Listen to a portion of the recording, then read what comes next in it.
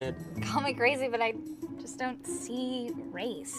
I guess I'm just the least racist person here. Okay. Race is often a pretty obvious thing to observe. It's not racist to notice.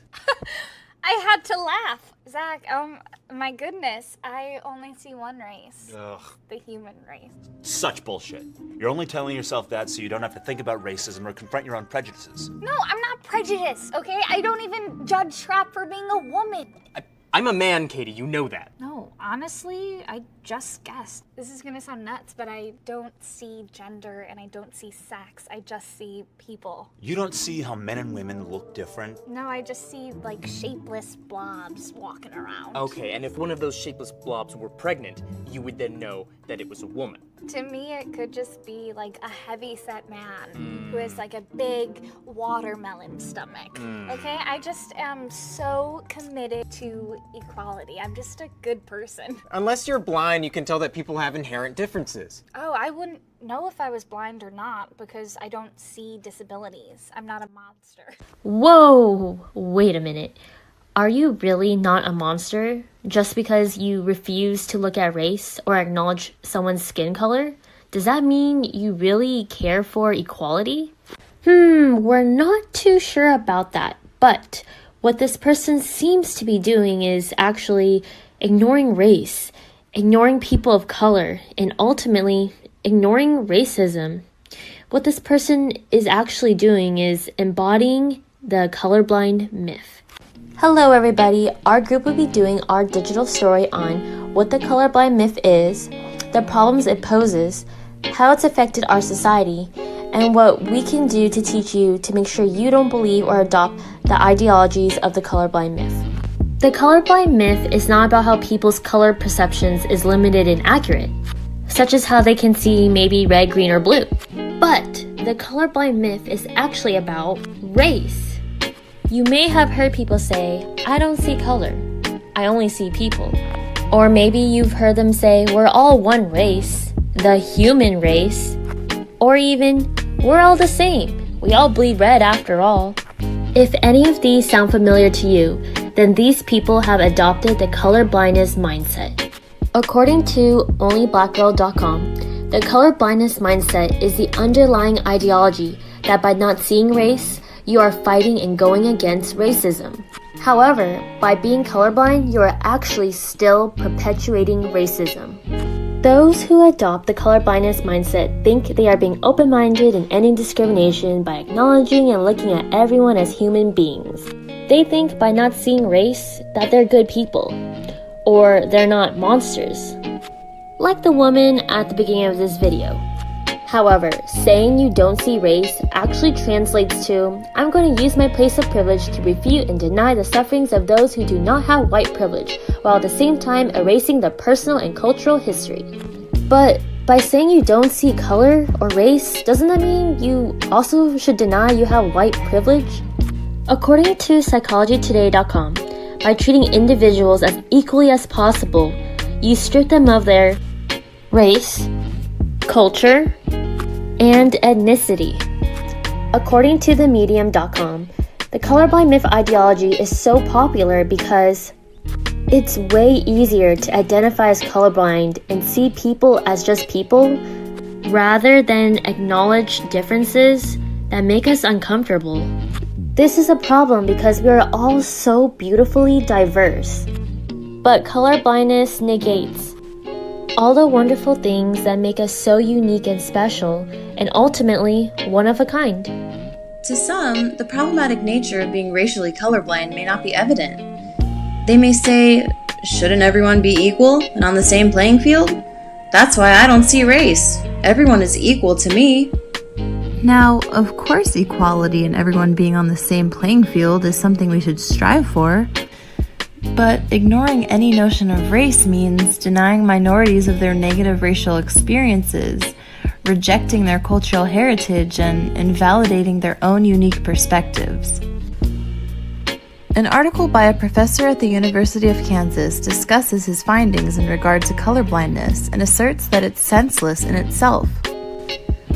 When you choose to be colorblind, he says, you've made an active choice. There's a paradox there. If you say you're not going to see color, you've already acknowledged it.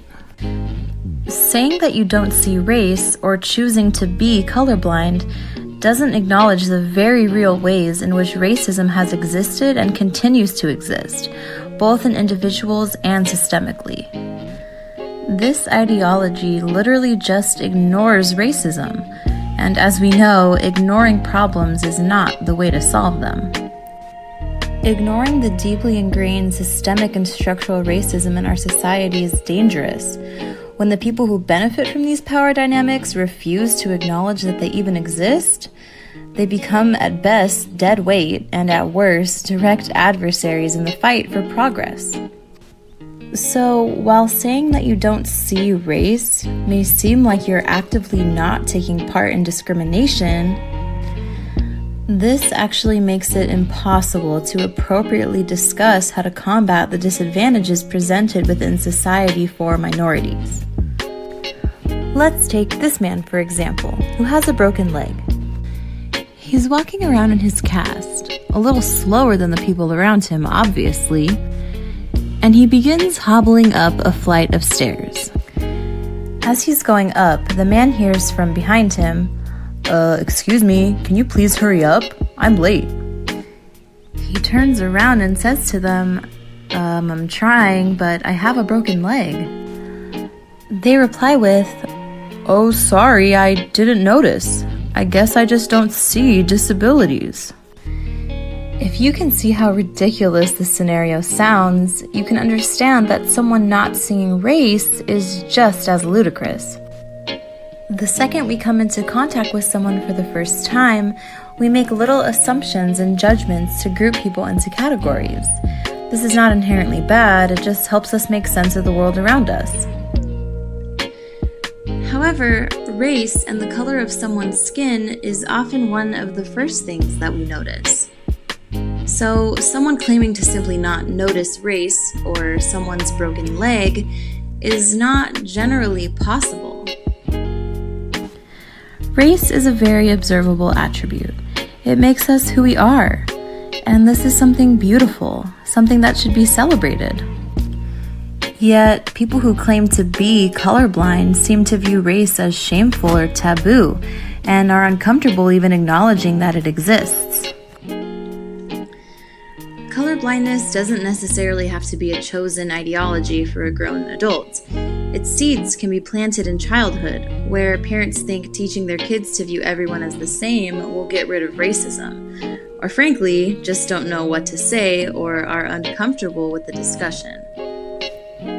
An article from Today.com asserts that raising children not to see race is actually harmful to society and to their development in general. If kids see everyone as the same, they cannot grow or learn as people. The article quotes, "When we don't talk to our kids about race, we maintain a culture of white supremacy, where white is what's normal, and we notice race only in terms of negative attributes." Teaching children that everyone is exactly the same and equal, which is simply not true at this point in time, just maintains the racist status quo and does not allow for discussion or change where we need it the most. There are obvious differences between the people around us, racially and otherwise. It's important to acknowledge these differences and be able to discuss them. However, this cannot happen if we have a population of people who are choosing to be colorblind. Not only is the colorblind myth a problematic ideology that maintains racism, adopting it poses some further effects on society as well. When Barack Obama became our 44th president, many people began to believe that since a black man was in the highest office of the country, there's been great progress in combating racism. If he can do it, then others can. This is typically called the post-racial myth. However, just like the colorblind myth, it ignores what's really going on behind the scenes. It's just a blanket placed on top of the problem. It does not accurately depict what actually goes on in society.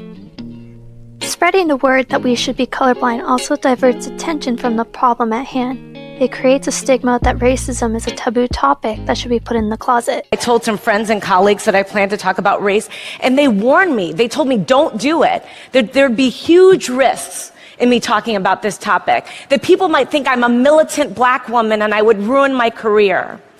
And I have to tell you, I actually for a moment was a bit afraid. Racism has become the elephant in the room because of the colorblind myth. People no longer want to acknowledge it because it becomes too problematic or uncomfortable to talk about. But race still matters. It's a part of our everyday life. It can be used to explore several different aspects of society, such as the disproportionate incarceration rates between races. The NAACP reports that African Americans are incarcerated at more than 5 times the rate of whites. We've seen extremely high rates of exposure to the criminal justice system for African American men with very low levels of schooling. So if we think about black men who were born in the late 1970s and who are growing up through the American prison boom of the 1980s and the 1990s, the chances that they're going to serve time in state or federal prison if they dropped out of high school is about 70%. So aside from that, there are issues that include education, makeup, and the common phrase that, quote-unquote, all lives matter. First off, there have been findings that more poverty-stricken school districts are heavily populated by people of color, and this is no coincidence. But if we are to play it off as so, we will never come to a solution that will create a leveled-out playing field of equal opportunities for all students. But by adopting a colorblind attitude, teachers and students are taught to ignore race and fail to answer questions that may deal with the topic. It also ignores the identity of students, according to Zumbini Anamama, an assistant professor of special education at Kansas University. It becomes much more difficult to discuss topics such as Native Americans' role in the Dakota Access Pipeline protests, African Americans and police brutality, etc., etc. In addition, it teaches white students to ignore that everyone has racialized experiences in life. It's also a large issue for teenagers and adults who frequently use makeup. Several makeup brands such as Revlon, L'Oreal, and Neutrogena tend to have a much wider range of white skin tones rather than different ranges of darker tones. It assumes that lighter skin is the norm or preferred choice for makeup users instead of facing the reality that there is a whole spectrum of skin tones. Lastly, there is the common social movement of All Lives Matter, which was only a response to the previous social movement, Black Lives Matter. For those of you that don't know too much about the topic, Black Lives Matter started as a protest against police brutality enacted upon black boys and men. As a warning, the next clip has some footage that some viewers may find distressing. I can't breathe! I can't breathe! I can't breathe! I can't breathe! I can't breathe!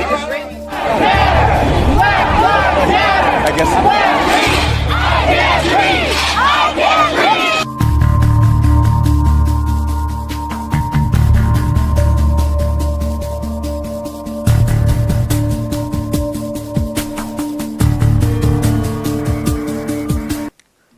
However, this phrase upsets some people who believe that all lives matter.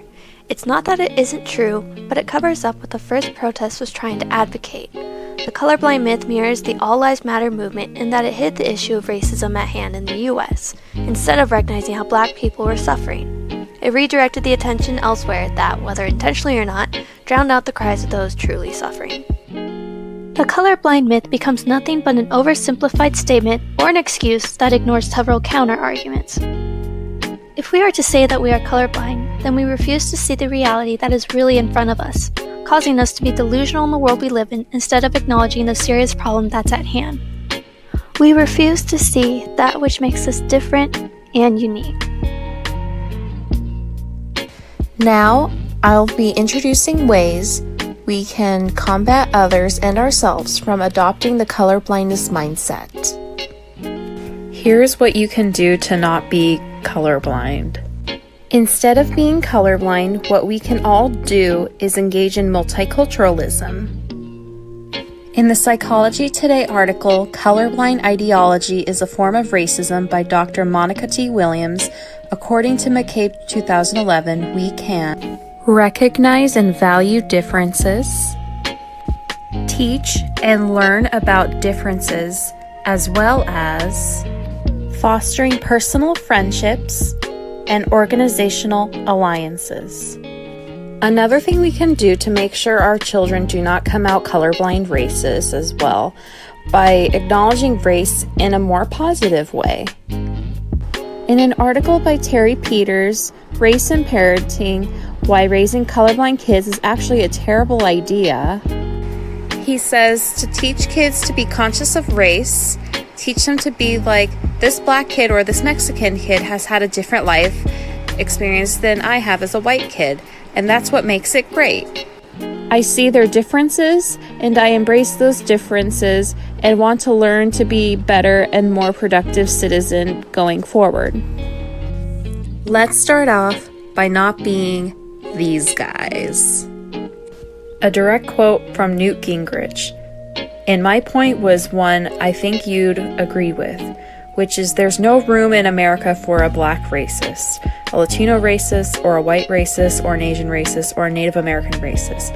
Now we're either colorblind or we're not colorblind.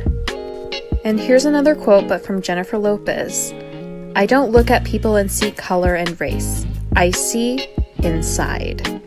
Although these people may have good intentions, it still won't solve the issue of racism itself. That I am not a racist. I don't even see race, not even my own. People tell me I'm white, and I believe them because I just devoted 6 minutes to explaining how I'm not a racist. Here are some examples of how we should acknowledge race without being blind by being more like these people. A ton of women in the room, but I don't see enough color. And I didn't see enough color when I walked in the room today. And I had a meeting with a director of another endorsement project that I'm doing. I said, you know, when I show up on set, I would like to see the crew. I would like to see the crew look like the world that I walk around in every day. And I think it's up to all productions to make sure that your crew looks like the world we see. As Caucasian people, it's our job. In many cases, colorblindness is actively harmful because it creates a false sense of security for the groups it directly benefits. The people who've benefited from systemic racism can assume that they got the job or a house or weren't suspended from preschool simply because they were more qualified or just better. Ignoring race or only acknowledging that it doesn't exist biologically is not a solution to these systemic issues. It takes work, effort, laws, and new systems to undo racism. These differences may seem minute, but they're part of a very large structure of oppression that's been ingrained in us. If we can understand that we made it up, we can actively work to change it. Overall, colorblindness may sound like a means to end racism, but in actuality, it is doing the complete opposite. We need to end the stigma and be more open to talking about race, even if it may be uncomfortable, because it is through these discussions positive change can occur. Got privilege? Here's a solution. Use it. Even if it may be uncomfortable, it's better to speak up than stay silent. If you're a white person and choose not to use your privilege to speak up when knowingly hearing a peer or family member say something racist, your white silence will lead to violence. To quote Angela Davis, in a racist society, it is not enough to be non-racist. We must be anti-racist. To wrap this video up, I would like to share a quote that I do not take credit for by any means, but I felt that it was very important to share. The quote is, "We may all bleed red, but some bleed red more than others." Thank you.